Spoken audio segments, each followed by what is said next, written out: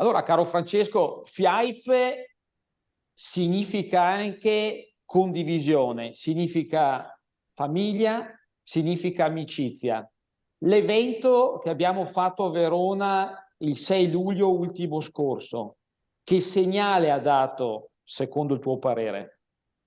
Ma il segnale è stato eccezionale perché ci siamo ritrovati tutti senza giacca, senza cravatta, con i pantaloncini corti, chi con i pantaloncini corti, chi con i pantaloncini, diciamo, da montagna, e ci siamo fatti una bella lunga camminata, anche un po', diciamo, impegnativa, e poi con un istruttore, con una guida al percorso e abbiamo parlato di lavoro come di cose private, come di progetti futuri e come anche di problemi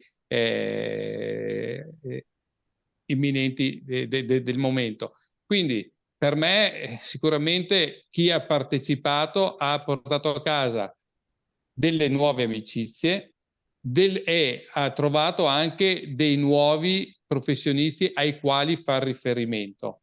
E per me è una crescita enorme, anche perché l'associazione deve vivere di questa fiducia reciproca. Quindi sicuramente questa nuova iniziativa veronese ha lasciato indubbiamente un segno positivo. Abbiamo capito che possiamo unire ciò che è un aspetto informale in una giornata di condivisione, d'amicizia e comunque anche di lavoro, camminando come nel nostro caso immersi nella natura.